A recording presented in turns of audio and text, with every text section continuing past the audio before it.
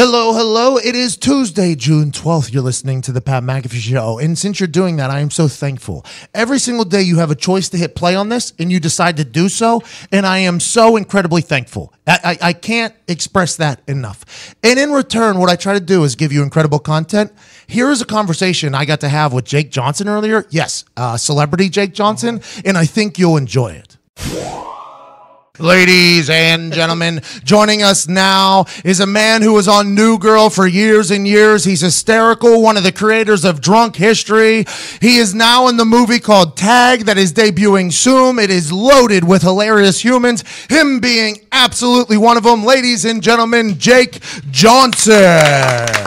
Wow, what an intro. What an intro. Hey, Jake, trying to give you a little love there. I've been doing the Google on your ass because we get a chance to interview you. You're quite an established human being. That Drunk History brain of yours is a beautiful one. So let me explain the embarrassing truth while you blow this one up for me. Okay, good. Can't wait to hear it. The creativity and the genius is all Derek Waters. I was just the first person to get blackout drunk and tell a long-winded story. And if that makes me a genius, then call me Mr. Einstein, everybody. Yeah, but without your blackout ingenuity there, he would have never thought that this show had hope, and now it's just been a steadfast on Comedy Central and incredible. So I think you deserve a little credit. Thank you. The way that one happened was it was back in the day when Derek and I were, or he had been living, but I just moved to L.A., and I had him over to my apartment, and we just got drunk. And while I was drunk, this was before the internet was huge, so if someone tells a story, you can't Google their facts. So I got a story about the day Otis Redding died that I believe to be real. I told him the story. I thought I blew his mind. I thought he thought it was the greatest story he's ever heard. And the next day he calls me and said, "Hey, man, can I come over tonight? I'll buy you some booze, and we'll get our buddy Jeremy to film you." And I go, "Film me doing what, you creep?" And he goes, "No, I just want you to tell me that Otis Redding story." And I go, "Why?" And he goes, "I just had this image of Otis, the ghost of Otis Redding, listening, being like, 'Shut the fuck!'" So I was like, "Oh." And then I said, "I'm not going to be the drunk because I'm trying to be an actor." And so we got our other friend Mark to do it, and me and Mike Sarah acted in the first one on YouTube, and then he's still doing it now. It's blowing up for him. Yeah, I mean, Google has definitely put a lot of people who are full of shit right in their place with the quickness. I mean, it's definitely changed lives for sure. It's killed my storytelling. Well, let's talk about storytelling. Tag this weekend comes out, and it's a true story of a group of friends that have this 30-year running game of tag. It is loaded with incredibly hilarious humans. Tell us about it and why we should go see. To be honest, I want to let you know this. When I heard the idea, I thought that group of friends was a bunch of fucking losers, to be honest. But then I saw the all-star cast, and I was like, this movie is going to be a home run for sure. Oh, thanks, man. Yeah, it's a great group. Look, I'll be honest with you. When I first heard the pitch for this, it was a very easy pass. And then the director sent me the ESPN doc about the guys. It's not quite a 30 for 30, but there's like some little doc about what these guys do. And I'll be honest, I'm not going to get emotional here during the interview. That'd be the wrong tone. But I thought like, oh, that's a really nice thing. Yeah. And this is a way for these guys to stay together. And then I told the director, there's something nice about it, but I'm not sure. It's the game of tag, and that's not a game I could ever imagine playing with my friends at, my age. And then he told me who was involved. And, for me, the first big name that was a shock was Renner. To hear Jeremy Renner was going to be in a studio comedy felt really wild. Yep. And then John Hamm, and I've known John a little, but I've been a fan for a long time, and I wanted to see what he was like on set. And then with Isla Fisher and Ed Helms and Hannibal Buress and Leslie Bibb, I was 100% in. And I will say, everybody's really funny in this movie. It's not one person's movie, and everybody scores. Oh, that's beautiful. Nice. See, that's honestly, whenever I first heard the story, just like you, I mean, I think we're probably pretty similar human beings. If we black out and tell stories, that's my stand-up career, basically. But I thought the same thing. And then whenever you see that cast, I mean, John Hamm, was he just electric? What was it like hanging out with these humans and getting to know them and befriending them, I assume? Was it just an awesome experience out there? It was. You know what it really felt like to be a sports nerd for a second? Whenever I'm in a cast, I like to think about like what team it reminds me of, or who the cast members are in terms of like if they were on the Cubs or what have you. Gotcha. But this reminded me of the old Piston teams when Chauncey Billups was point guard, where there's not somebody whose movie it is. Like we don't have Kevin Hart in this one. where you go like, oh, that's this person's thing, and everybody's trying to help them win a championship. Yep. But everybody was a rock-solid veteran. Everybody came on time. Everybody hit their jokes. Nobody was competitive. Everybody wanted the other guy to score. And so it felt very fast. It was a feeling that if every ensemble could feel like this, I would love to do it. Oh, that's awesome. That's Truly, like a very... Everybody was cool. That's a beautiful little story.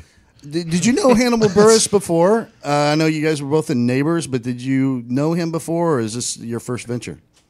This was our first... I'm trying to remember if I was in... Yes, I was in Neighbors. I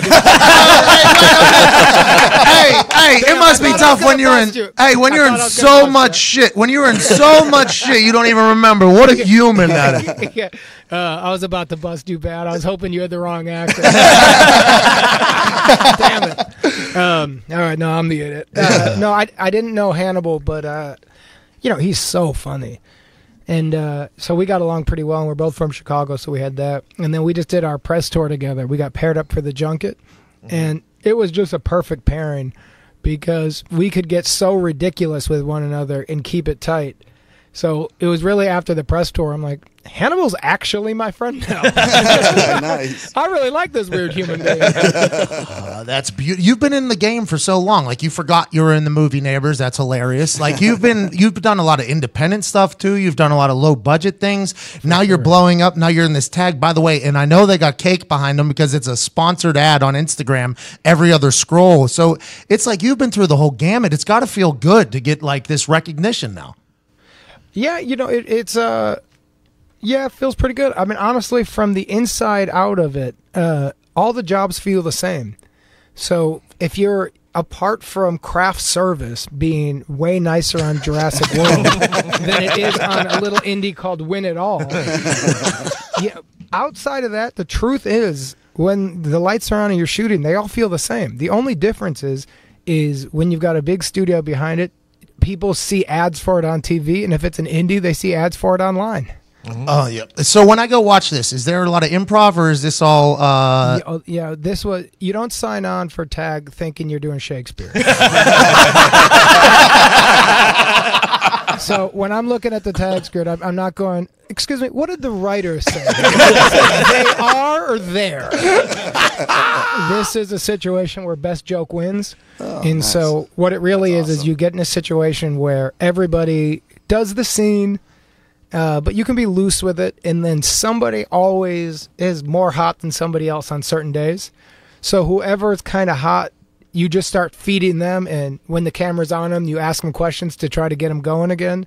And then whatever they do, when the camera turns around, you try to remember and improvise around what they did, if that makes sense. Yeah, absolutely. Where'd you guys film this at? Down in Atlanta. Oh, nice. So hot, I bet. It was so hot. And also, I went there with my family, and, I got 2 young daughters, and so... It's really important to me that they think I'm like a man's man and I'm cool. John Hamm there. No, I did not let them meet John Hamm. I called them dad. If they saw John, they'd be like, so that's what a dad looks like. You're just this dude who had sex with mom. My kids think of me as the one-night stand guy. Yeah, mom got drunk, was with dad. We came around, but John has to be the father. But we were shooting down in Atlanta, and my kids were in the basement, and they were playing, and there was all these toys around. And I'm from Chicago, so my daughter goes, "Hey, Daddy, snake." And I go, "Huh?" She goes, "Snake." And right next to my 3-year-old, it was like a bunch of dolls, a truck, a little toy, and then a full-on snake. Okay. In the basement. Okay. Man. She wasn't scared because she didn't know to be scared, so I had to say, like, "Hey, sweetie, why don't you just calmly stand up from that terrifying snake?"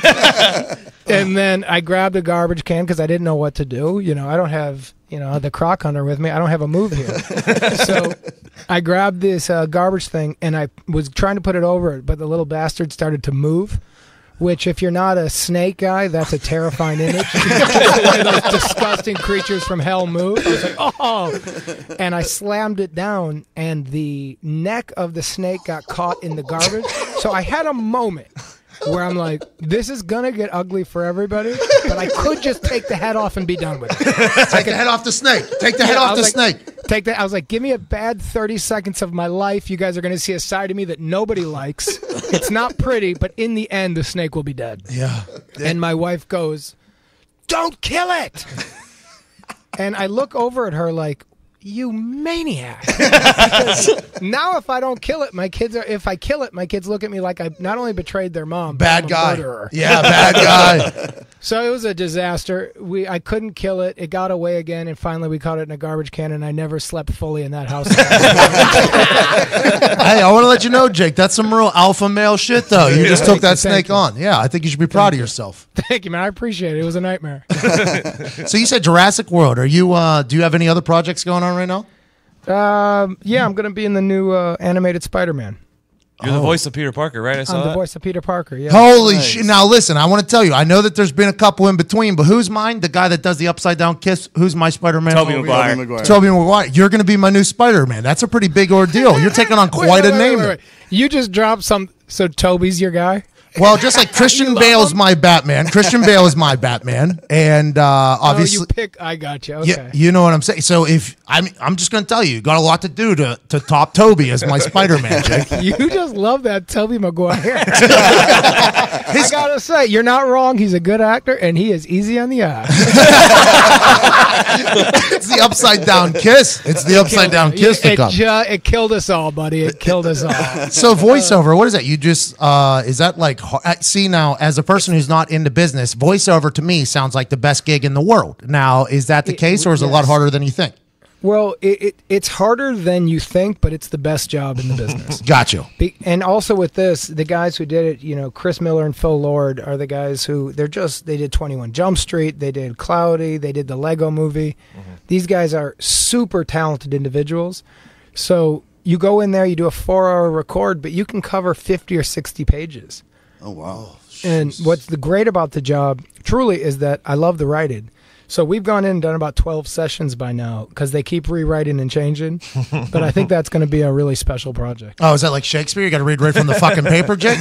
By the way, I'm not improvising as Peter Parker. If I go, hey, can old Jakey J do it his way? They go, no.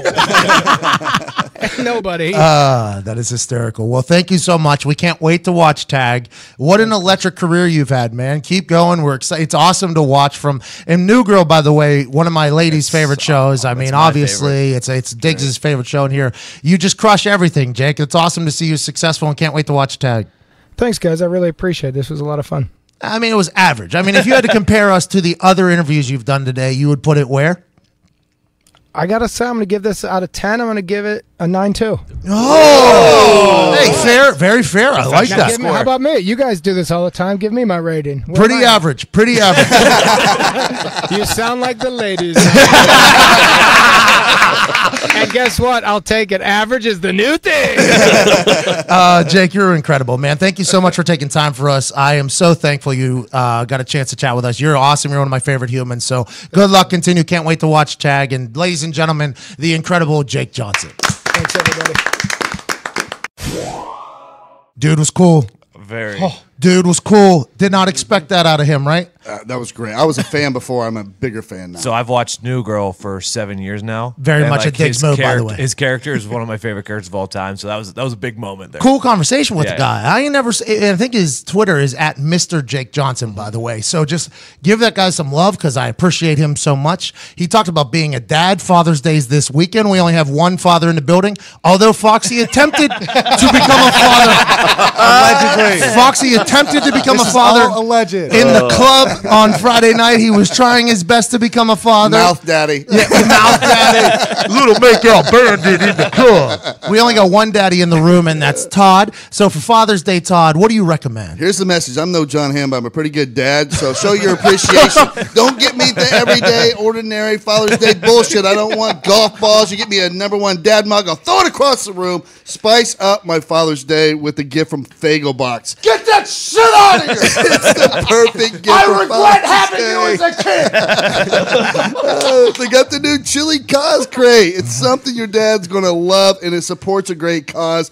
It's a badass custom handcrafted wood crate filled with 3 Kraft hot sauces, a jar of spicy honey, and a jalapeno garlic seasoning. Plus, Fuego boxes donating to prostate cancer research for every box sold. Very good. It's a gift that keeps on giving. Heading into the summer barbecue season, it makes the perfect gift.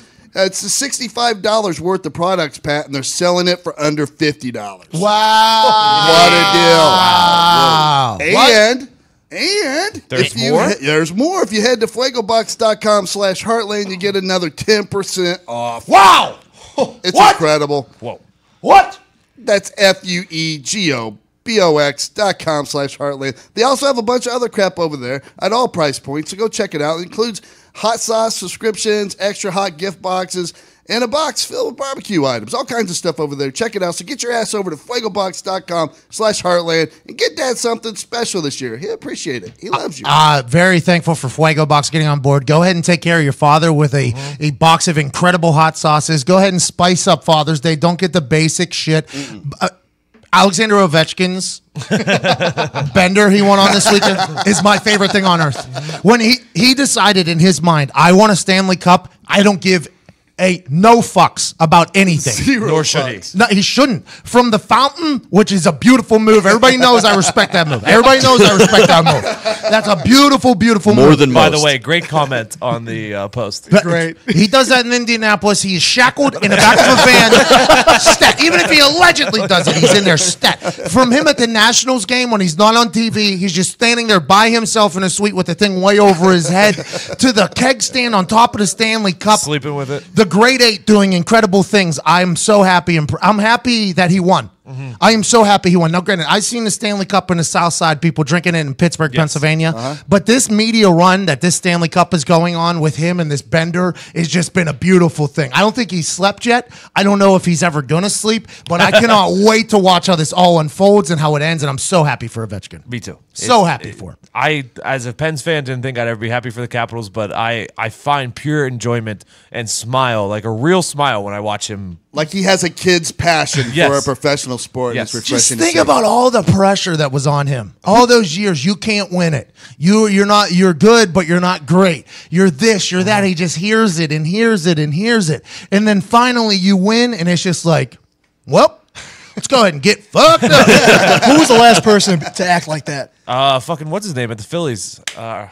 Eagles parade. Who's the center? Jason Kelce. Kelce. Oh, yeah. But that was only one day. Correct. This was an entire weekend of Ovechkin, and I respect it so much. So much. I'm happy for them. Good for the Capitals. Good for you guys. I hope you enjoy it. Now, granted, we've done this so many times in Pittsburgh. It's a little bit of a different atmosphere, but I'm so happy for the grade 8. Good for him. Good for everybody. Let's get back to it. I won a lot of money on Justify winning the Triple Crown. And he's not done, by the way. Justify is, they're going to win every race, they said. We're going to continue this thing. Wow. He's going to be the highest paid seaman in history of horses. It is 200,000 a fee for a healthy foal is what it's called. For American Pharaoh. Yep. And he's had 100, so they've made 20 million off of his sperms. And go. this Justify character isn't done yet. He's going to win every single race, so it's going to be worth more than Which that. is wild that they're still racing him, because all you need is a Triple Crown. Nobody gives a fuck No, what happens do you after think that. he's pissed about it? What do you mean? He's going to bring it up to the horse union. You guys told me I won the triple 3 races. You think he's holding out like the next one? Oh, that's classic. Gonzo, how was your weekend, bub?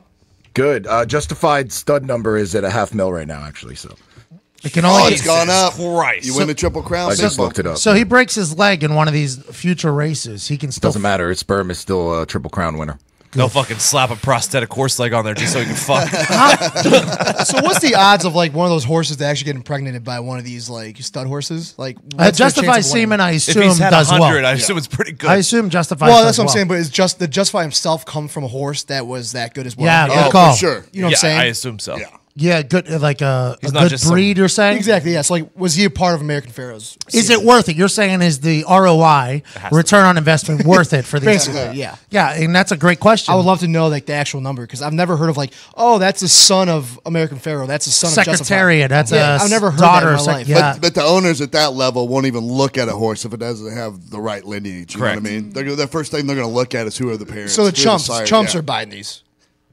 No, Because really rich I've never people. heard of a You story said of chumps. Yeah, chumps. Like they were paying all this money to have a horse to jump in. I haven't heard somebody call somebody a Chump. chump in a while. I like the word chump, by the way. I like the way you delivered that too. By the way, somebody called me the tits. That's at awesome. Breakfast the other morning, and I've never heard that used before. Oh, like you're the Really? tits? Yeah. I love it. That's That's a great compliment. Yeah. That's in my vocabulary.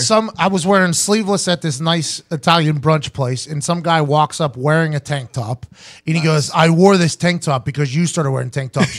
You're the tits," with a fist bump. I'm like, "Thanks, man. You too, bro." And he walks away, and my mom was like, "Tits." Compliment. It was a compliment. Oh yeah. Oh, yeah. Big Big one. company. Everybody Anyways. loves tits. Chump is a good word, but these chumps have to pay $200,000. That's what I'm saying. But I've never seen anything come from that though. Yeah.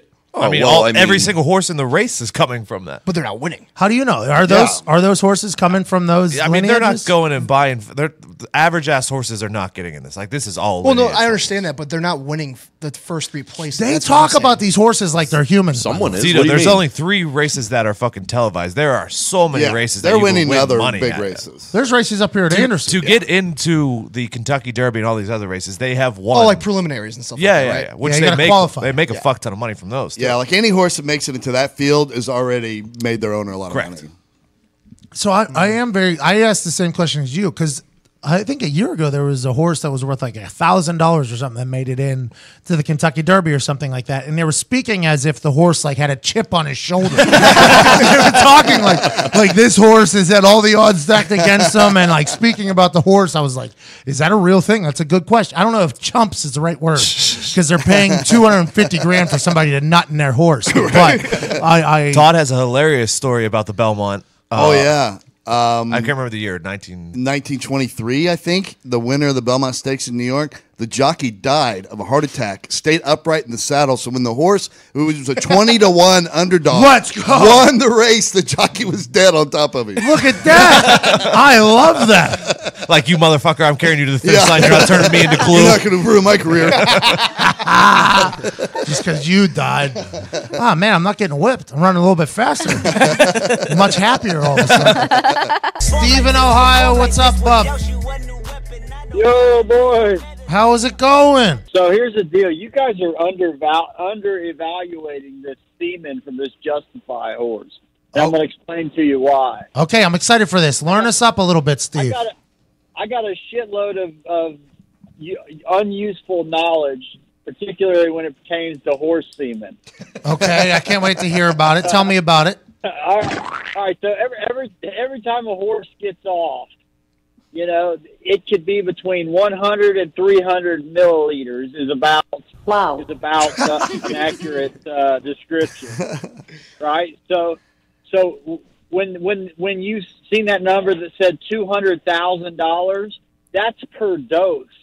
You could get up to 20 doses per collection. Oh, So if they get that horse off one time, they could get 20 doses out of that one horse.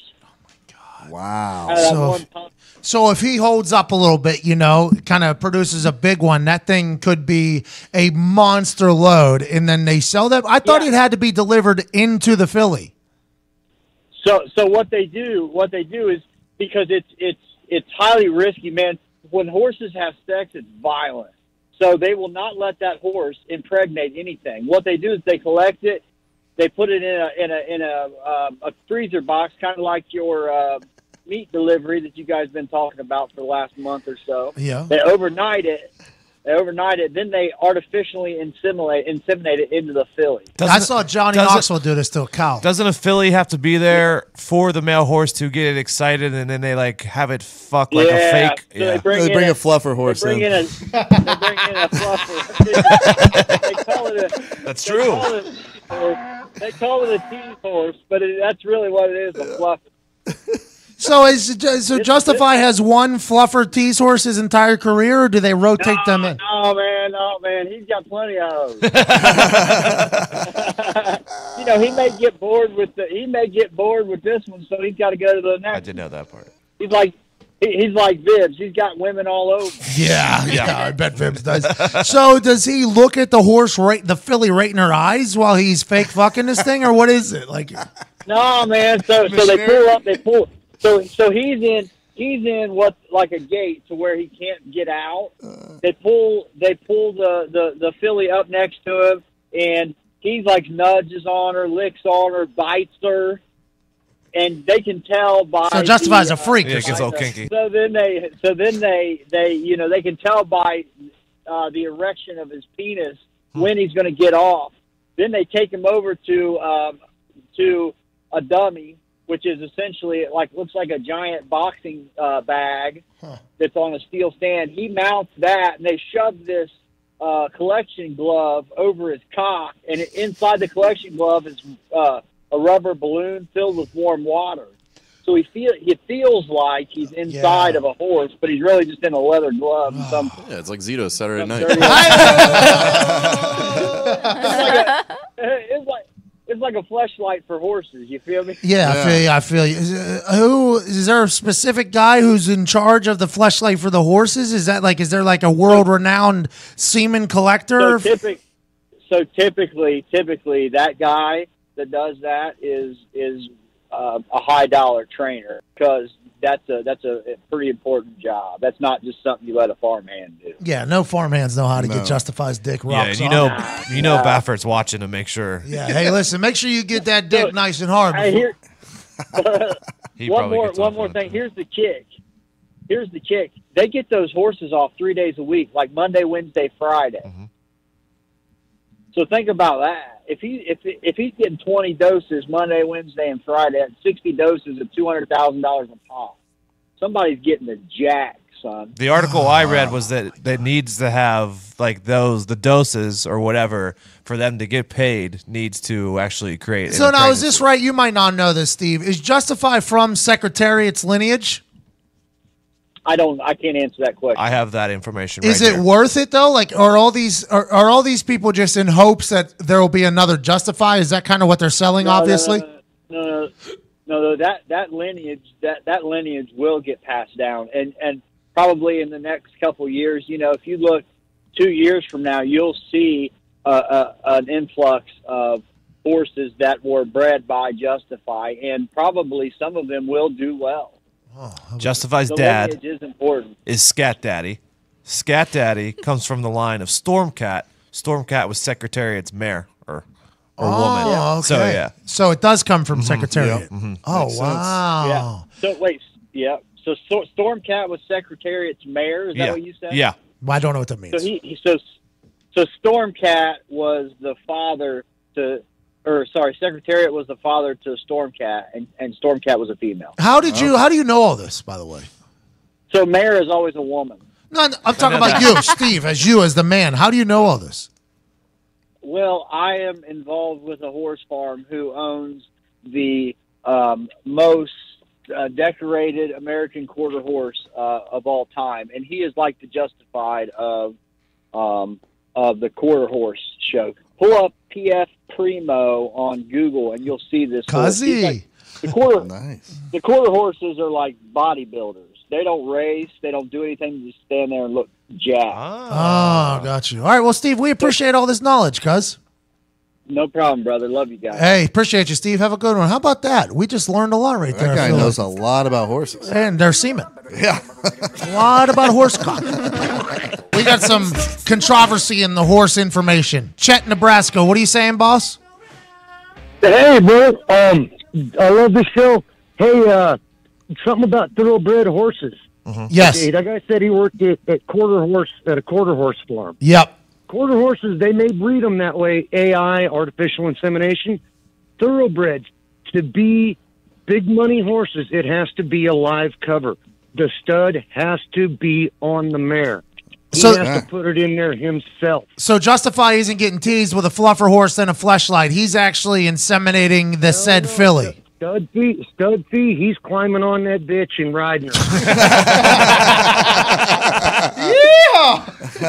Let's hope there's no dogs involved. Check the now is it 100% completion rate with horses? Is that how it goes, or can there be misses and they still have to pay?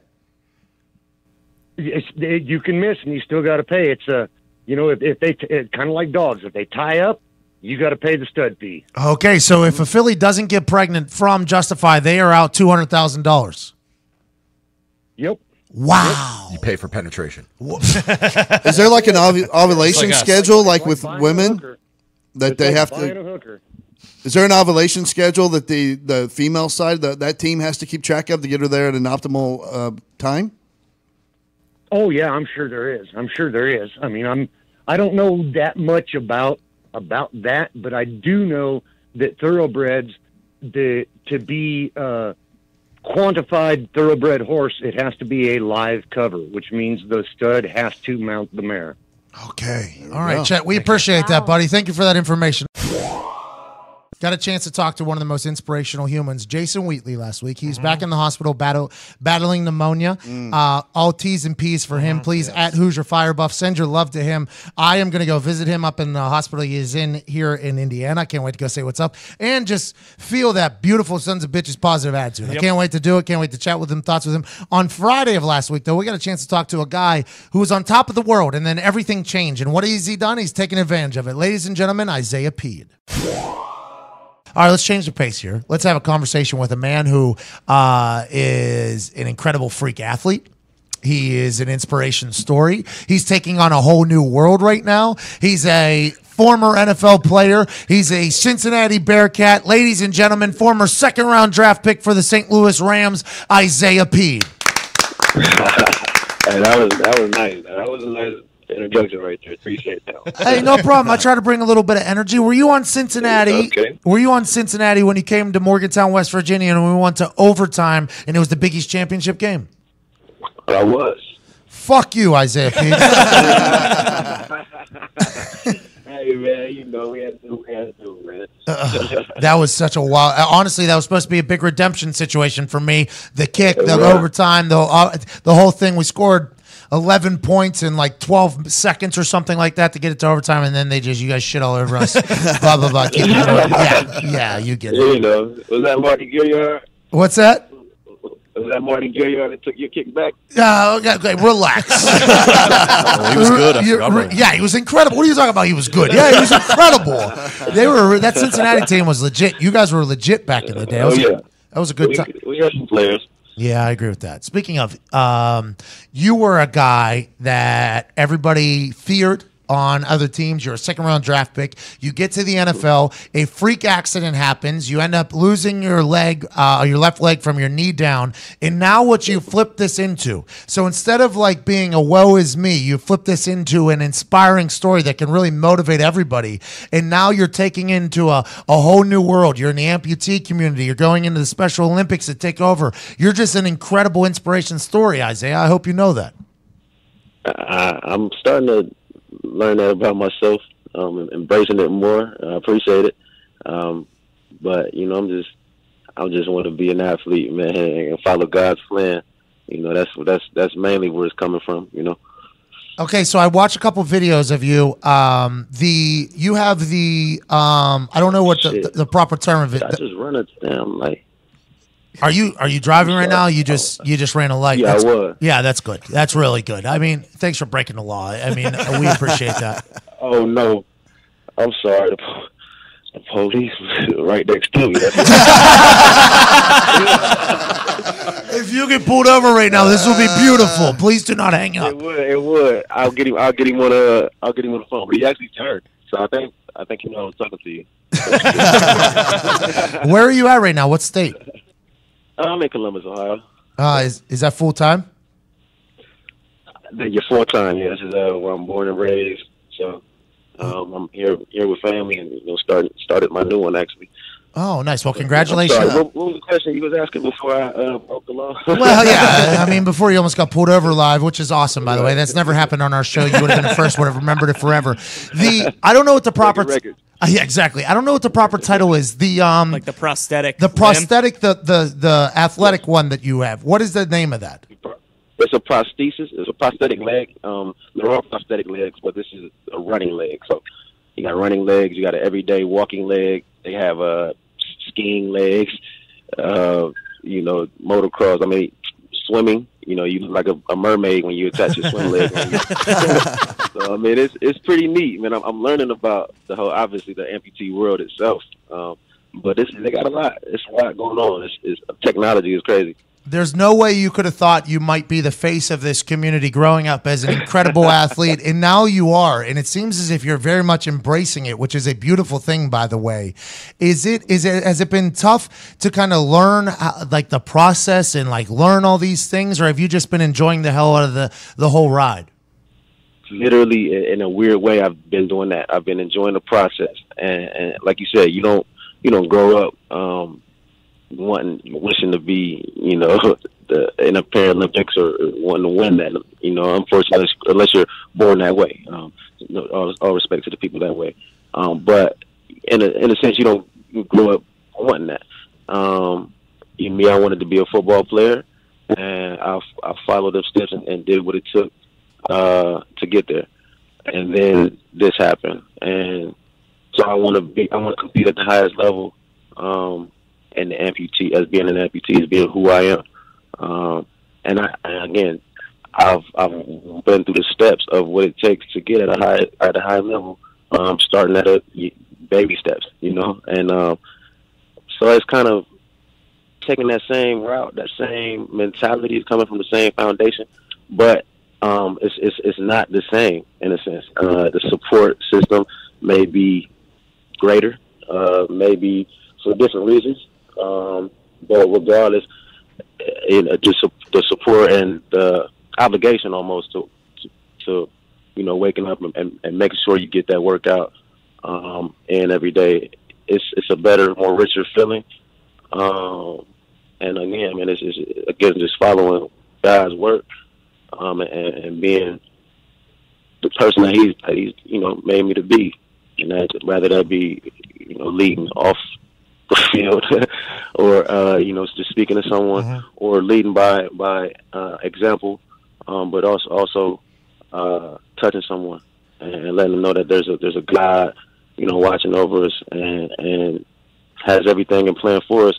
Just stay faithful and stay grounded, man, and stay just working. Are you hearing work? Are you hearing from young people that are now in the same position, and are you hearing that you're actually inspiring them to pursue athletics again? Hearing from younger people, from older people, I mean, it's literally comes from all angles, and most of them are people who may have never even heard of me in the sports world. And that's humbling feeling. Because when you're playing, Pat, when you're playing, you feel like you're the best player out there, the best punter that's out there. Thank you. I felt like I was the best. I felt like I was the best out there for someone to now take heed of me and be behind me and support me for something that I felt like I was. That's not for the reason that I felt I was the best at. That's humbling. And it kind of sits you down and make yourself look at yourself in the mirror, and you just you form a different type of chip on your shoulder, so to say. Was there a certain moment or a certain time frame after the accident where you decided that you wanted to get back in and do something like this athletically? At the time of the accident, it was a lot. I know I wanted to get back into athletics. Paralympics was, a thought, obviously a conversation. I wanted to get back into, straight back into football. So I wanted to do a lot, which, I ended up having to stretch it out and, and reach them goals accordingly, which would be, of course, the Paralympics. I had to get out the hospital. I had to get my other knee back right because I had tore all 4 ligaments in that one. I had to, it was an unfortunate, very unfortunate situation, but it was all I could do literally was sit in a bed and form lumps on my butt, so that alone humbled a lot, and made me really focus on the next day, the next hour, like, okay, what's the next step? The little things. But still having that goal, right, and still having that in mind, which everybody goes through every day, and it's just different levels of intensity. But, because it's all going to come from the same foundation. You take it a day at a time, How long did it take to get used to the prosthetic leg? All like the rehab for that? I'm actually still getting used to it. I've only had the leg for about 10 months. I got it in August of last year. And so I'm still learning it. They tell me that most people don't start getting a running prosthesis for maybe 2 years after. They've already had 2 to 3 years after they've already had a walking. Just me being so eager, man. It's just, I ain't got 2 years to wait. So, hey, is that thing? I'm learning it all at once. Does that thing have some bounce to it? Is it going to be like? What are you doing for the Paralympics? Are you sprinting, jumping? What do you got going on? And does the running one? Does it have some bounce to it? Is it like getting used to it? I mean, I guess it's a whole new world getting used to it. I never even thought of it. It is. It literally is. It's like learning how to walk again. I've had the running leg for running again. So I've had a running leg for a month. I'm a month old child trying to run. And it's so what I've learned in Tokyo, my classification of where I'm cut off at and what I can run in, which will be in 2020, will be like the 100 and the 200 and the long jump, and then I can do field events and things like that. But the other field events, discus and things, I can do. I want to do the 1, the 2, and the 4, and it's like having a polo stick. Have it attached to you, but as long as you have the perfect running form that any human should have, then it's going to strike and it's going to do everything that you should do. So it's kind of neat learning the rhythm though, because obviously my limb is short and I can move that fast. I mean, if you were to see me moving, you'd think I can move that pretty quick, but you have to catch the rhythm because it can only move as fast as what that part of your leg should move. You understand? Yeah. So it's a slight delay. I'm trying to learn. When I take breaths or when I exhale, learning that pattern. Because it's all a science, man. It's again, as being a competitor, it's kind of interesting. It's Jesus. Hey, Isaiah, knee drive arm swing in there, man. I can't wait to watch. Right. Yeah, I can't. Because every time, I would assume it's the same for you. Every time you work out with a strength coach, right? Whenever you're running, they always promote, there's agility day where they promote like perfect run form. So I'm assuming you're way ahead of the game whenever it comes to this. Oh, man. And it's crazy because I'm working out with my high school track coach who knows nothing about amputee running, but he knows everything about running. And so we're learning together, and we're learning that everything he's been coaching for years is right. So he's been pounding his chest at me every day. I'm getting the super extreme of it. And it's like, okay, I get it. Well, Isaiah, I want to let you know, and we'll move into a football conversation. I can't wait to get your takes on the new rules in the game, just to hear as an ex-player, ex-NFL player, what you think of it, like I do. But I want you to know that I think your legacy post-NFL is going to be one that is much more impactful than whenever you were a football player. I want you to know that, and I'm thanking you for that in advance for what you're doing. Man, I thank you for for the support and and just following the journey. Yep. I appreciate that a lot. No problem. You're awesome. All right, let's get to the NFL now. There's a lot of rules changing. There's a lot of things happening with football. The head down rule, this whole thing. Running backs aren't even allowed to run people over anymore, and people aren't allowed to tackle. Right. What do you think the future of the game is? Oh, man, it's in all due respect to the game, I love it. It's starting to get soft, man. And I feel like, honestly, I want to see maybe just 1 year of just no rule changes, Yeah. That'll maybe got to maybe just calm some things down because every year there's drastic rule changes, and it's been like that for a while. So let's just calm down for a year, you know, and then maybe regroup. You still pull for the Rams? I do. You know, I still got guys over there who I played with, and you know, relationships with the upstairs. So, you know, I pull for them. I pull for the Dolphins. I say a little more. That's where I ended at, and you know, Miami was I loved it down there. So, but them are my two teams who you know I still keep up with. Are you a Cavaliers fan? I'm a LeBron fan. Basketball. I'm LeBron because he's from Ohio. Now, my favorite player is Kyrie Irving. And I do respect everything he did with going to Celtics. You know, he wasn't Robin no more. He felt like he was Batman. So, and you know, I was all for that move. Where do you think LeBron's going? I don't think he's going nowhere, man. Just Ohio. I don't want him to go nowhere, man. I mean, he's an Ohio guy. He's back home. He went to Miami for his 4 years. He did his college time. I call it that. You know, but come on, man. It's home, man. You can't. I was just having this argument with my friends. He's been to the finals the last 8 years out of the East. Where does he need to go in the East? Everybody needs to come to him. You know, if he wants to make the team, he'll make it in Cleveland. Yeah. You know, I mean, who's beat me out of the East in the last 8 years? You know, so that was just my argument. You know, boys sitting around talking. I'm like, I don't want him to leave. Well, I think the local Ohio news has you brainwashed that he isn't leaving. Outside of Ohio, it is all she wrote. Steve Harvey's from Ohio, even saying he's gone. Man, LeBron he's all we got, man. And I think you will be another great Ohio story, by the way, whenever you go take the Paralympics in Tokyo in 2020. I cannot wait to watch your journey, Isaiah. I'm so thankful you chose to join us. And thank you for taking a situation that could be viewed as shitty and making it a positive one for everybody to follow along with. Man, thank you just for listening and just, you know, find it in yourself. You know, find it. I say this to everybody, not just pointing you out, but just to everyone, man. Just find it in yourself to humble yourself. You know, I feel like if everybody found themselves to humble themselves before the Lord, this world it'll start to be a better place. All right. One person can't change everything, but that'll be that. Well, go win the goddamn thing, will you, in 2020? Oh, I got you. Oh, yes, sir. You know, there's only one reason to compete.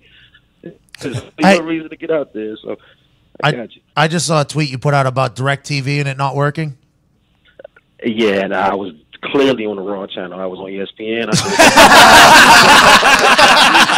I was like, wow, I just embarrassed.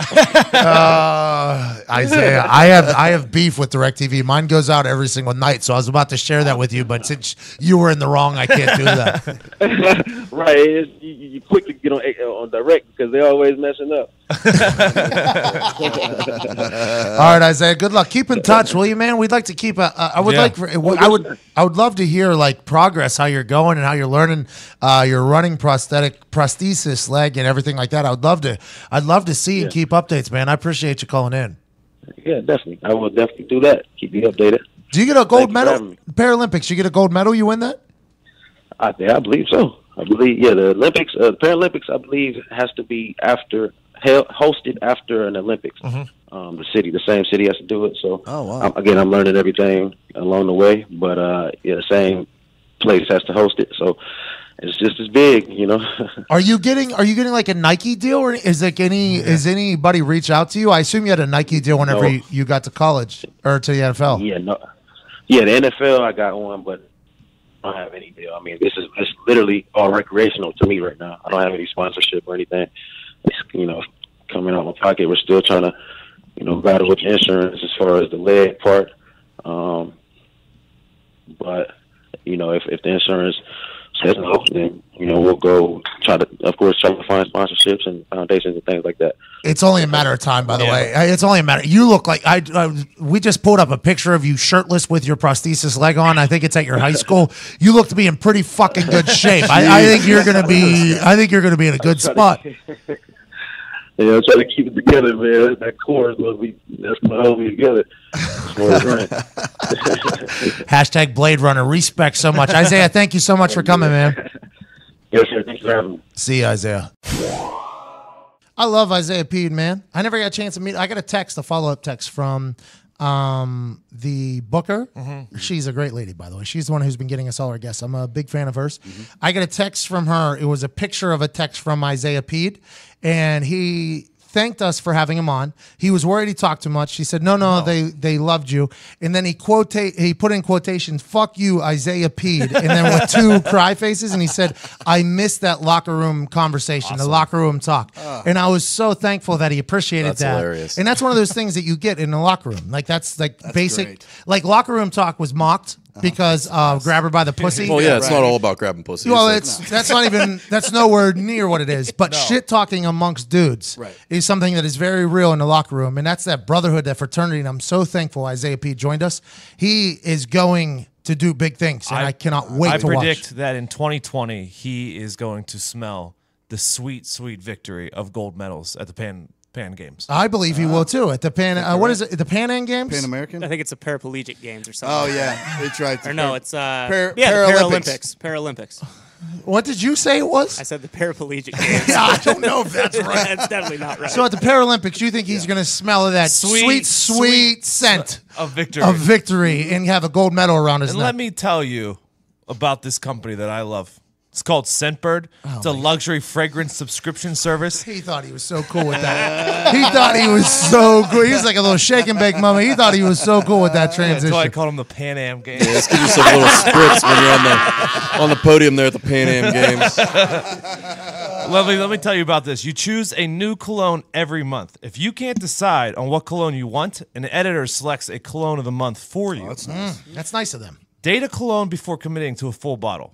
I agree with that. That's what I like to do. Yeah, absolutely. There's over 450 designer brands: Hugo Boss, Gucci, Tom Ford, Kenneth Cole, and more. Choose your cologne. Get a new scent each month. The sleek travel spray lasts 30 days or more.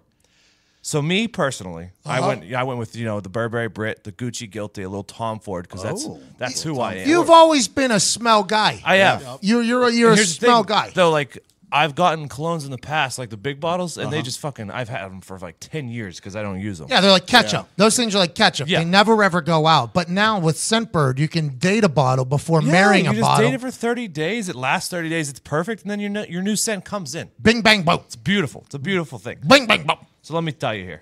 This is why. That's why I go on. That's why I always use Scentbird.com. Visit Scentbird.com/McAfee. Use my code McAfee, MCAFEE, for 50% off. What you say? 50? 50. That's half. Yeah. Half. Almost, Todd. Damn. What a deal. One half. 50% off. That's only $7.50 for your first month. Wow, that's unbelievable. You're getting designer brands for $7.50. And they have a collection. They have the collection of all the smells that you could possibly want. 450 different smells. It's like you walk into a store, but instead of having to mosey around the stupid glass thing, and look like an idiot smelling everything, they sent us all smells, and we all smell much better now. Let me tell you this too. Yeah, bud.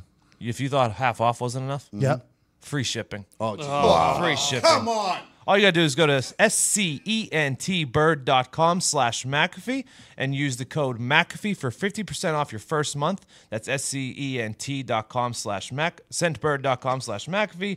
Date a cologne before you have to commit to it forever. Also, not a bad Father's Day gift, just for future reference. Yes. Your dad smells like shit. point. This is a good way to drop a little hint, tell him to take care of himself. Or make his life better, have him smell better. Scentbird is a place to go. It's a one-stop shop for all the smells. I'm so thankful for Scentbird getting on board because my lady likes it too. My lady likes me smelling good. You want to smell good when you go to the paralegal games.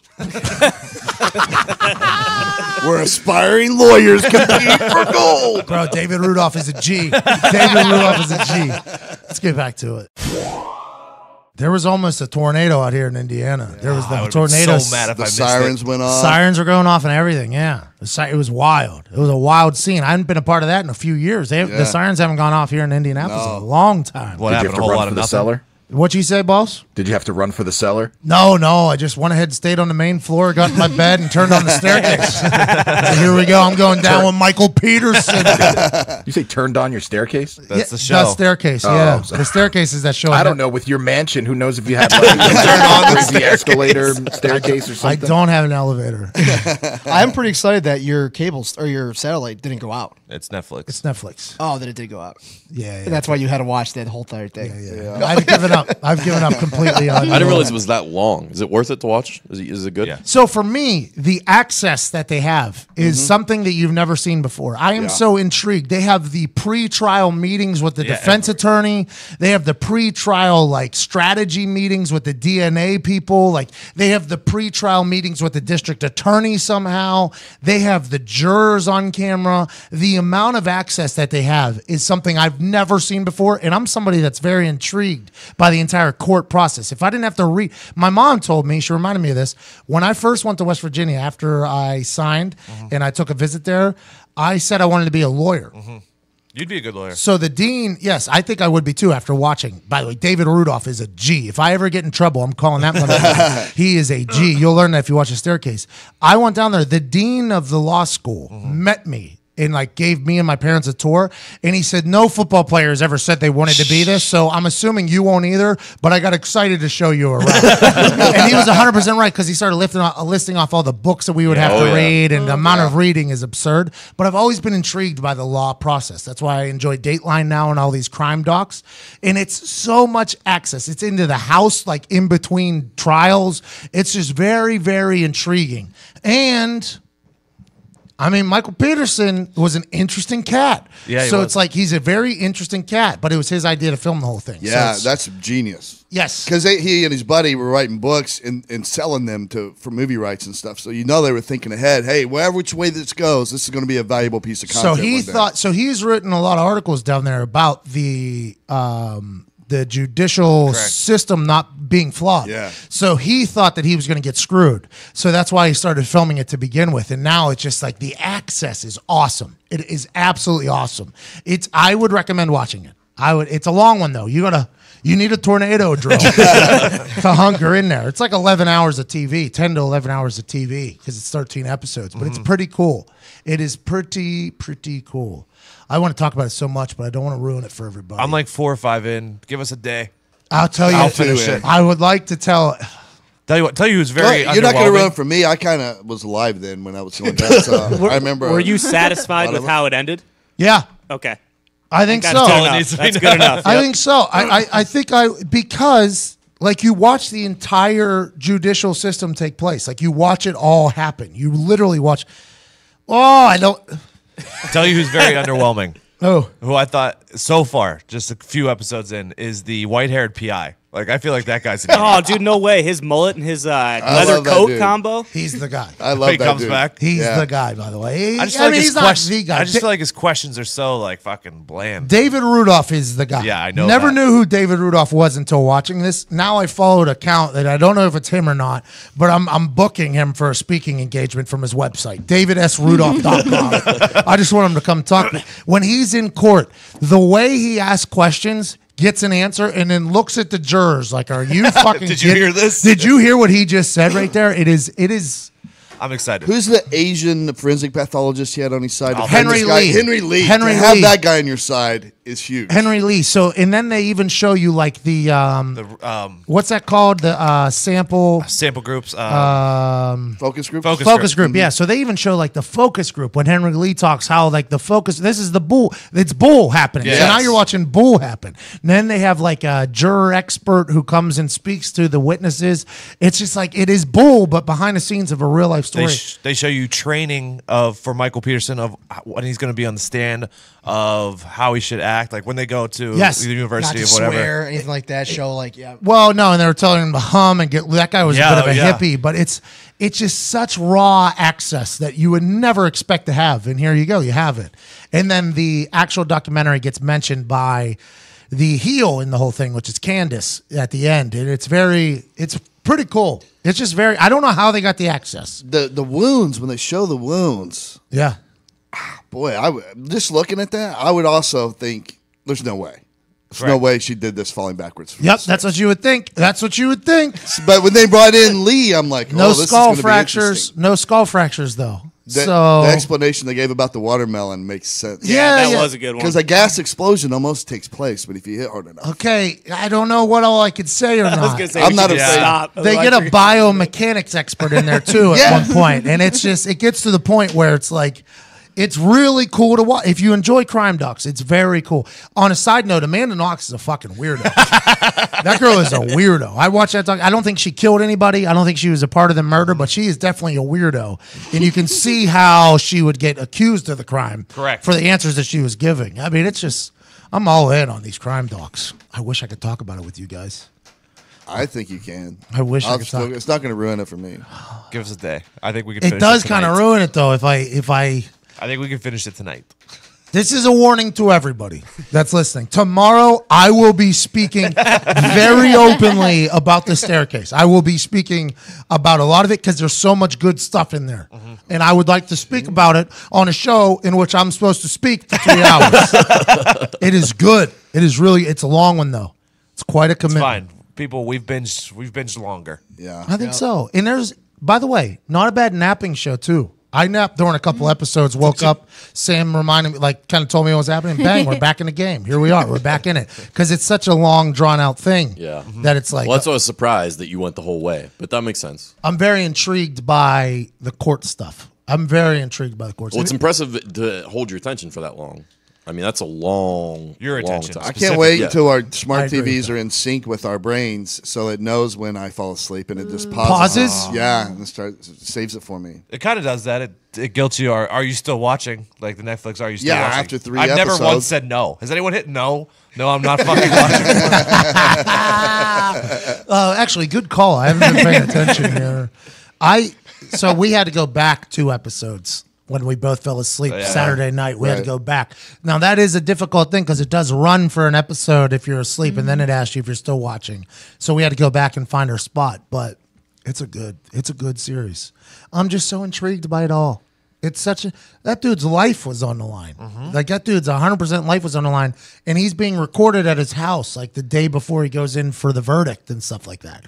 Like that's just this thing that you never get to see. I didn't think I'd ever get to see that. Like a guy whose life is literally hanging over his head. Now you're watching him the morning of. He's smoking his pipe, keeping it moving. Dude, the way he smokes his pipe, I almost went and bought one. Like I did. You did go buy one? Yeah. I made Sam buy one. I made Sam buy one. I was like, Sam, I need one of those stacks. So I have a pipe. It always amazes me in all these crime docs, like how this happens in episode 1. It's part of the DA's office. Some guy, I haven't found out if he's even important. I haven't seen him since episode 1.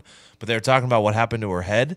And he's like, the only way this happens if she falls down the steps is if she fucking pogos down the steps on her head. Yeah. And then like the whole room like busted out laughing while they're looking at pictures of somebody. Hold on. They're laughing. The family's laughing at points. Yes. The court is laughing at That's points. That's always wild to me. Like, me too. And I think it's just nervous laughter. I believe it's just nervous laughter. They call it gallows humor. Okay. It's a real thing. What is that? What does that mean? So if you're like a bunch of cops, you're at a horrible crime scene. There's a lot of death and blood and guts there, or whatever. Disgust and everything. It's a way for your brain to protect itself from trauma. So you'll want to make a joke. You're the type of guy that laughs at a funeral. Mm-hmm. Yeah. Can't understand what it means when you sin well. They had to explain this in court a few times because it would come up, like people would get complained on because they were laughing at the scene or whatever. So they had to come up with a way to explain, like, hey, this psychologically, this is a real thing. Great song, by the way. Thank you. And the gallows are like the framing for where they would hang people when they did executions. Yep. Oh, so people would laugh. Correct, because this is something terrible happening, right. But let's lighten the mood for everybody else. Uh-huh. And that happens in the courtroom. Yep. Whenever people are doing testimony. Oh, have you got to the... No, I told you. I am... The male... You haven't got to the male escort. No. Oh. They talk to the male escort. The male escort gets talked to. Oh. I'm on the episode where this trial is starting. He does a stand-up set. It's so intriguing because just like I told Sam, like I wish I was selected for jury duty. Like I want to be. That's basically what you're doing during this thing. Is you're like in this whole court case. You're in the entire court case basically. I want to talk so much. I was really hoping it wasn't the Gallows. Like I was hoping it was Joe Gallo or Luke Gallows in WWE right now, I believe. You got one day to watch this. You got one day to watch this. Is your warning. Is Big Cat there? Yeah. Yo. Hey, Big Cat, how are you doing, man? What's up, guys and girl? How are you? Hey, we're so excited you join us, Big Cat. Every time I get a chance to hear your voice, it makes my day better. Same. I feel the exact same way. How's everyone doing? We're great, bud. Okay, so Pardon My Take just sent out a tweet of a quote that you made that is one of the most asinine things I've ever heard in my entire life, and I want to get to the bottom of it. You have a theory that not a single person on earth could beat you at every single sport. Yes, and I've had this theory, by the way, for a very long time, and I don't know what part of it would be asinine, but I'd love to hear your reasoning, because your reasoning is going to be asinine. I think I could beat you at literally every single sport, every single one. I'm not sure there's a single one that you could beat me at. How are you at swimming? I have a bad ear, but if you plug my ear, I'm a fish in there. I'm an absolute fisher. My dad actually has school records for swimming as a child. Uh-oh. Listen, Pat. I'm not this hypothetical is not me saying I'm some unbelievable athlete. It's saying that I have it kind of feels like decent enough hand-eye coordination that if we literally went down the list of every single sport, I'm talking swimming, diving, badminton, shooting. They shoot in the Olympics. Cross-country skiing. Basketball, golf, football, baseball, everything. I'll beat you in darts. I'll beat you in pool. There are a million things. Chess. I count chess as a sport. Oh, so chess is where you might. I'm a checkers guy. I'm a checkers guy. See? But all I got to do is find one. All I have to do is find one, and then I am proven right. So we can do it. We can play every sport. I'll do that with you. Chess is not a sport, though. It's a game, right? Chess isn't a sport. It's a game. I don't know. It's a game. I don't know. Yeah. I feel like it's close. Oh, so fine. On chess, you can throw out chess. I will find a sport and I will beat you in at least one of them. Okay, well, let's not even talk about me then. Let's talk about like guys who are much more athletic than I am, like an Odell Beckham, for instance. Oh my God! I mean, Odell Beckham was where it started. I could beat Odell Beckham in basketball. Did you see that? Big guy. It had to be fake, right? It has to be fake. No, I think that's how he shoots. He shoots like PFT. Nobody shoots like that. Dude, there's no way. That had to be him mocking like Lonzo Ball or mocking PFT possibly. But I'm just saying there's like I feel like at some point I would find something, whether it be skiing or snowboarding. Bowling, maybe. You know, like there's one bowling. There's one sport out there that I would get enough luck and just whatever to beat you in, to beat anyone in, that I can confidently say this is a fact. I just don't know. I honestly, I don't know. Exactly. It's not as asinine as you think when you list every single sport in the world. And I haven't even gotten to like, I'm sure there's some weird handball sport they play in India that I could I'll figure it out before, and then I'll just be like, all right, yeah, but I feel like you're saying this because the people you hang around aren't athletic people. No, I'm saying it knowing that like I could beat LeBron in something. Big Cat, there's canoeing and kayaking on this. Yes, canoeing, kayaking. I guarantee you, I've played darts. I've played probably 1,000 more darts games than LeBron. You think a basketball player that relies on hand-eye coordination couldn't figure out darts? Well, first of all, that's a bad example because LeBron has a pretty much broken hand right now. Rest in peace, by the way, to his whole right hand. R.I.P. in peace to his whole right hand. That's a sad situation. I didn't know that was an official. Yeah, I didn't know that was official doctor's diagnosis of pretty much broken hand in the medical field. But like, pretty much broken. Let's talk about LeBron James. He would beat you in everything. No. Yes. I've never seen him swim. I've never seen him ski. I bet you he's never skied because he knows that if he busts his knee skiing, he loses millions of dollars. See, I've never skied either, but I would assume that if you get me on some skis, I'll figure it out and beat you at skiing. Not right. I'm not saying that you get to practice. I'm saying we'll go to the next one. Let's just show up. Are you a good skier?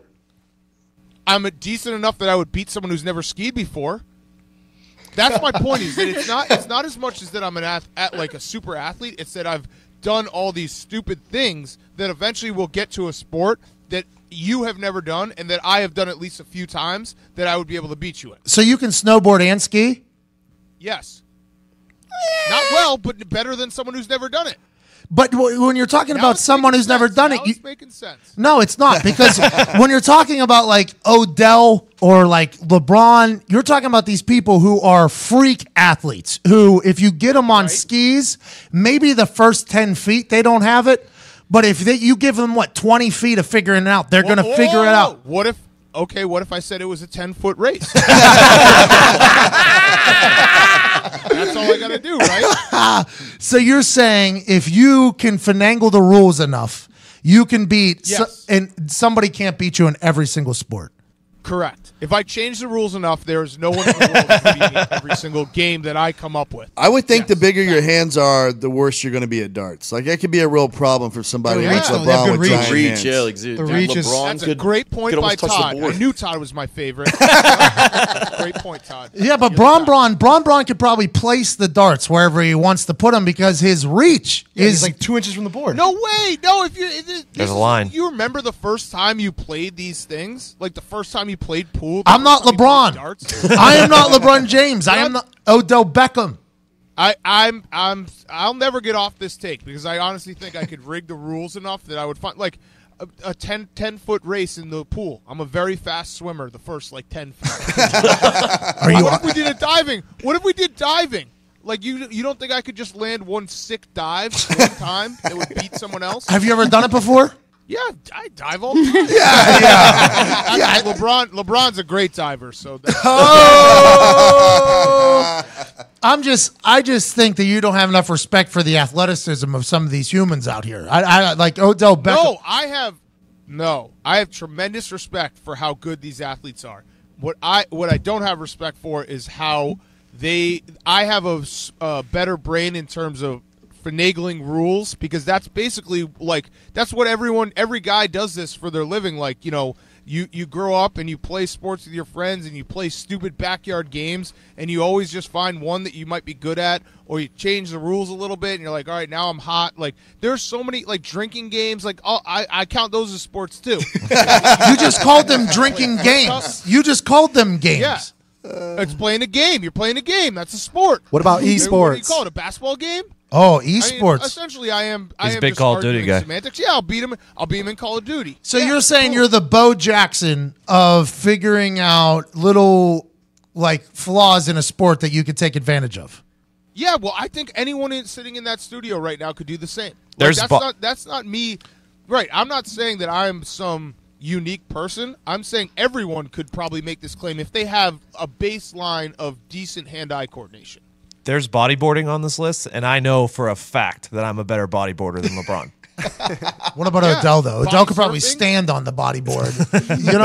No, that's just your body riding waves. I'm so good at it. Oh, riding the wave in? Yeah. Because your bubuoyancy? No, I'm just really timing. good. No, Good it's at the timing. It's all timing timing there. Yeah, I can understand that. Yeah, floating. Floating is who can tread water longest. There's a million games out there. There's a million sports. I would assume you lose that one. Just by the way, those guys play professional sports for a living. I'd assume their cardio is better. I don't know, man. I could just lay there for a really long time.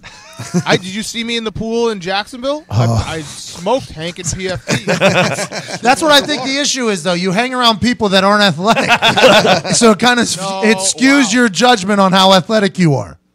I'm just saying, there is one sport I could find. I could make up a sport. We could play knee hockey. There's so many little games. You lose in that one, too. I will find one that I could beat them in.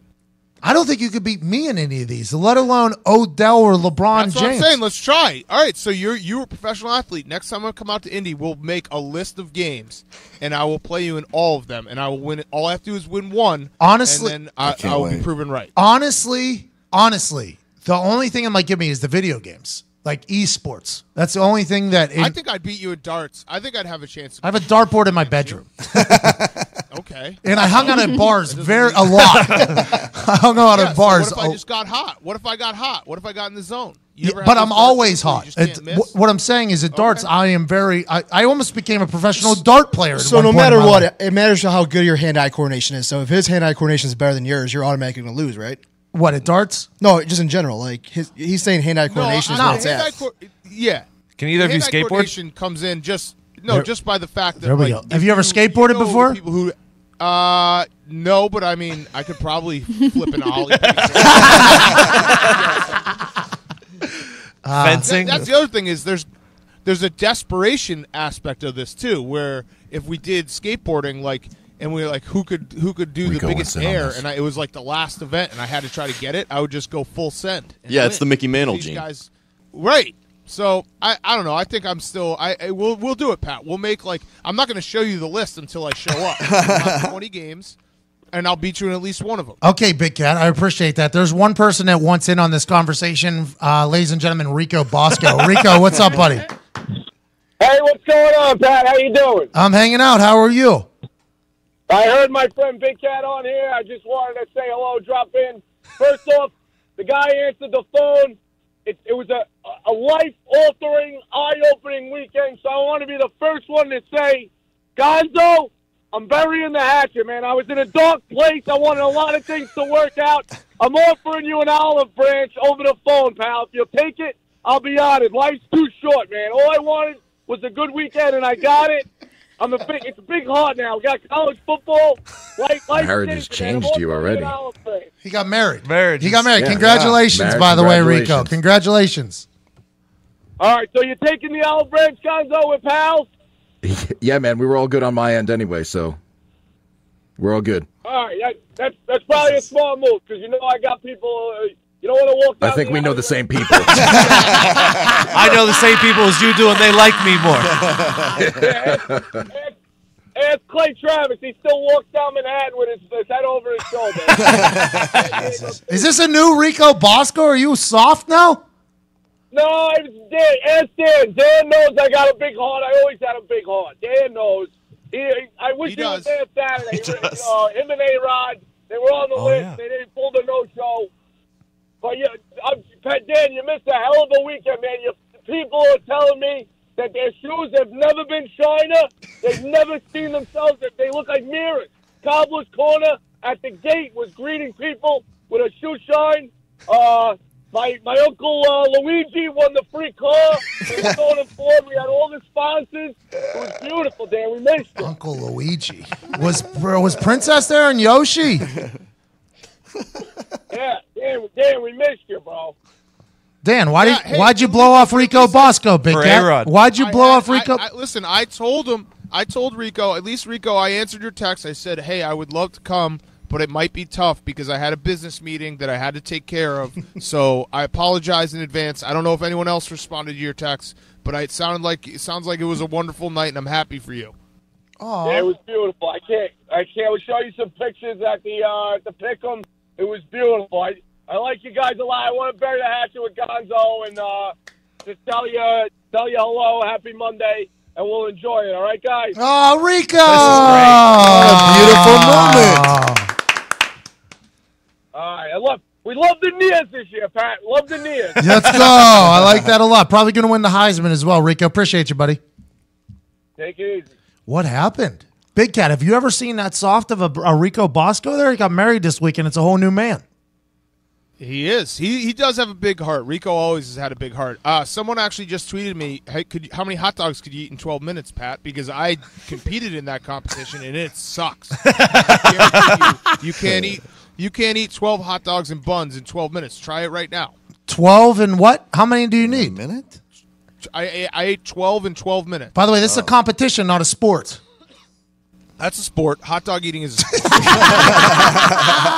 I understand. I could just keep going all day. I understand it's a semantics argument, and that kind of sucks, but what I'm saying is I will find something. We're going to do it. Next time I'm in Indy, I'm going to bring a list of like 25 sports, and we will go down the list. I'll probably beat you in the first one. You won't even have to compete. Well, that'll save us both a lot of time. So that'd be very nice. Yes. Maybe you beat me in every single one, and now I'm finding out if I can beat you at one. No, yeah, exactly. Listen, we're gonna do it. I'm gonna make a list. We're gonna do it. This is now the gauntlet's been thrown. You're ex-professional athlete, so it's a perfect person to do it against. Yeah, but you got to remember, I'm also like although I was only a punter, which is legit, I was only a punter. Like all those things you're talking about, how making rules and like all those little games, like I grew up doing the exact same thing though. Like that was my life growing up. But you don't think I can go 1 for 25? Come on, dude. If they're sports, not competitions or games, I don't think you have a chance, to be honest. I don't think you have a chance. I mean, you've come in here and played basketball against us. Have you ever won in basketball against us? Yes, I have. No, you haven't. No, you haven't. We'll start in the pool. I'll see you whenever I see you, and I guarantee you that I will win at least one of them. Okay, I need my ear drum hole filled. Oh, here come the excuses. Unreal. Big Cat, I appreciate you, and I actually respect this take out of you. I like it a lot because whenever you get into the semantics, it is a pretty real thing. Have you ever played baseball before? Yes, of course. I could strike you out. Then I get to pitch, right? Is that how that goes? Or No, but I'm just saying. No, but all I have to do, if the game is I have to strike you out once, I'll strike you out once. Dude, a home run derby between you two would be epic. Yeah, I've never played baseball. Beat me in that. I've never played baseball a day in my life. I'm playing in a game though next Thursday night. That proves my point. Yeah, right, that proves my point. I will strike you out once. There we go. That's the sport I beat you in. See, but like what you're saying though, the way you're saying that is like my first time ever stepping in a batter's box against a pitcher was a AAA Pirates pitcher who was throwing like 92, 93, and I got 2 hits off the guy. Yeah, okay. Well, when you step in the box and someone's throwing 90, you know what to expect. So what you I can throw 30. I'll throw 30 and I'll throw an ephus and fuck your whole world up. So what I think should happen, now granted, I think you and Bert Kreischer should have, because Bert Kreischer very much believes in his Mickey Mantle gene. Yep. And this is kind of the same thing that you're speaking about, is the Mickey Mantle gene. You got it, obviously. You think so, at least. And it's one of those things where I think that would be incredible content. Yeah. I'm in for it. Let's do it. We'll set it up. I'm proud of you, Big Cat. Maybe you All host right, guys. Thanks for having me on. Hey, have Talk a good to you one. soon. Hey, see you, Big Cat. Proud of you, buddy. You know, this summer, it's a lot of things. It's grilling season. Oh, yeah. It is, isn't it? Yes, it is. It's smelling good season. Smelling good season. Mm-hmm. It's hot Pool sauce season. box Spice season. up your barbecue season. Pool season. It's a lot of things, but it's also swamp ass season. Yeah. It is very much swamp ass season, but not this year for you. No. It used to be a thing that really haunted me. Every time the summer came, I was like, oh no. Now comes the time where I can't stand up in public because of old swamp ass. Now you say nay. Not this year, because Tommy John's lightweight, breathable fabrics and wedgie-proof designs will keep you cool and comfortable all summer long. All summer long. Your old cotton boxers don't stand a chance against the summer heat and humidity. But Tommy John underwear made with quick-drying, moisture-wicking fabrics will. Bless you. It's coughing season, too. If Tommy John isn't the most incredible fit you've ever experienced, it's on them. No questions asked. With the summer weather heating things up, I've got a question for you. How are your old cotton-ass boxers holding They're up? Not great. Here's the answer. Not good. Foxy, when you were in that club, getting all hot and heavy, you're wearing them cotton boxers. How uncomfortable was it in between your legs? I had a terrible night, Pat. I had to cut a hole in mine just to see if I could get some air in there. In the cotton boxers? Yeah. Mm-hmm. No more, though, boys. Don't have to do that with that. No more, boys. Because a Tommy John. A little soggy and damp, question mark?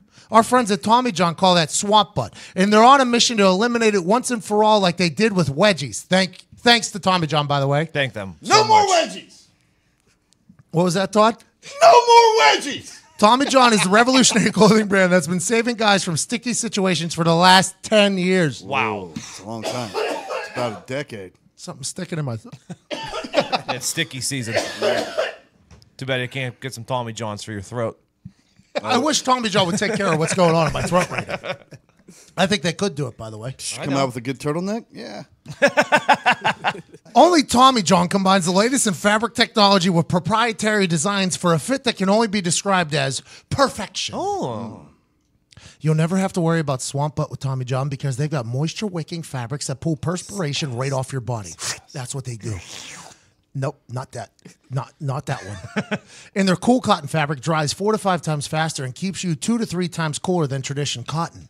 I know it's for a fact because I'm a happy Tommy John customer myself. All Tommy John underwear is backed by the best pair you'll ever wear. It's free guarantee, so you've got nothing to lose. Stay cool all summer long with Tommy John. No adjustment needed. Hurry to TommyJohn.com/America. What's the greatest country on earth? America. And get 20% off your first order. That's TommyJohn.com/America for 20% off. TommyJohn.com/America. Get 20% off. Also, a great Father's Day gift. Go ahead and cure swamp ass for the ones you love. At TommyJohn.com/America. Hell of a show today. Very thankful you all chose to listen. Hope you had an incredible Tuesday. #Endgang, #Endgame. Go ahead and send a picture of somebody doing something regrettable in a club. Picture or video, anything like that. Somebody doing something regrettable in the club. And make sure you at Evan Foxy, from at Ty Schmidt, at Viva Lazito, at Nick Morado, at Diggs with a Z, at Todd McComas, at Jordan Barry, Isaiah Pead, everybody. We're so thankful you chose to listen to us. We love you. We'll see you Thursday. This has been the Pat McAfee Show. Ty Schmidt, hit the music.